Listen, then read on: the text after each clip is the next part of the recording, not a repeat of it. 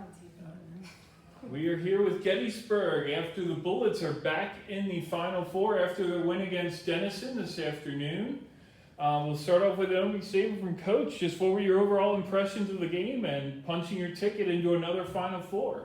Yeah, I mean, I'm so incredibly proud of this team and the work they showed not only today and this weekend on the field and through our last 3 games in the NCAA tournament, but just the heart and grit and work they've put in all year to get here. I think that's the stuff that people don't see, and they just have leaned into the work it requires. These guys have been to the Final Four before, so they know how hard it is to get there, and they were incredible leaders in inspiring the people around them to put in the work required early in the year and in the fall and through February and through a gauntlet of a season, knowing that our hard work would pay off and this could be the result. So I'm really, really proud of just the work and heart these girls showed.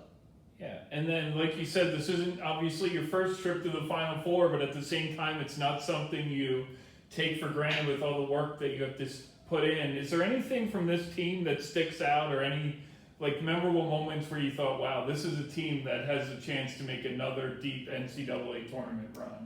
Yeah, again, I think it came down to the practices. Like I would leave practices early in February and in March and just be really impressed by the work that these girls were putting in. And I think it's a lot easier to show up on game day and show that work. And I think we did that with some of the tough games we had early in the season. We had a gauntlet through March. But I think what was most impressive was the competitive spirit that they brought to practices. If you're going to practice every day like it's game day, you're going to have the result of a really excellent team. And so I think those were the moments where I said, you know, we might have something special here, and it was led by our captains in our senior class specifically. Yeah, and then maybe for Lily and Emily too, just returning back to the Final Four, how much does your previous year's experience, how much is that going to help the team in this upcoming weekend when you head back to Salem? Yeah, I mean, I think having experience being at the Final Four is definitely, I think, an advantage. I think knowing that our team has seen the Final Four and seen that high competitive game like situation, I think will like give us an advantage. I think our team is ready for the Final Four. I think we've earned it as we've seen through this whole season. It's just really incredible, and I think our team is so ready to take it on. Great, the offense has kind of clicked a little bit this weekend after maybe a little bit towards the end of the season, maybe a little bit of sputtering on offense. What clicked with you guys this week going into the weekend?